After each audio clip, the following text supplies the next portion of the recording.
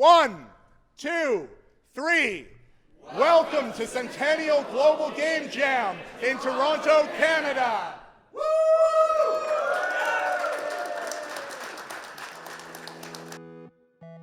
The Global Game Jam is an event that brings everyone together in the community, working together for a weekend and creating games. They rally around a central theme and have 48 hours to complete the game. Brian Sinisakt is a game development program coordinator at Centennial's Story Arts campus and is also one of the event coordinators at this year's Global Game Jam. Let's hear more about this from Brian. The theme here is repair this year. It's always different. Repair could mean anything. Repairing a broken heart, repairing a car, it could be, anything at all, repairing a friendship. There's a million things it could be. So it's understanding what that particular theme is. And I think when people first hear it, there's not a lot of yay or anything like that. There's a lot of and they immediately start thinking about what they're going to do to make sure they've got the theme in their idea. So whichever way you push is right. Which way this is facing, and then it thrusts you in the direction of the arrow.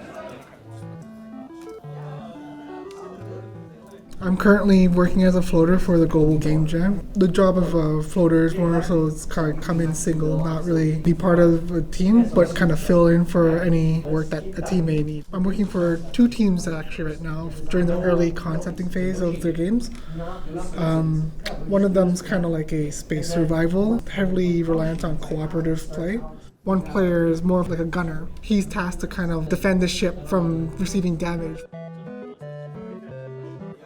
Hi, I'm Andreas Coppi.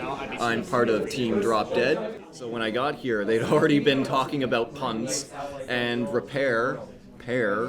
That led to one thing. I think the game is called Garden of Despair. It's become like a fruits versus vegetables sort of. Right now we're working on a reverse tower defense sort of concept for a game.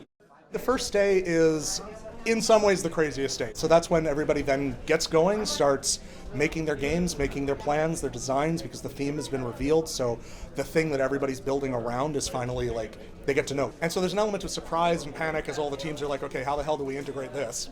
I don't know, to say sort of how it's been, smooth. We heard from the coordinators and a couple of the participants. Up next in part 2, we will catch up on how the participants are holding up after a whole day's worth of planning and creating. Then we'll get to experience the finished games created within the 24 hours of the Game Jam. Stay tuned for part 2.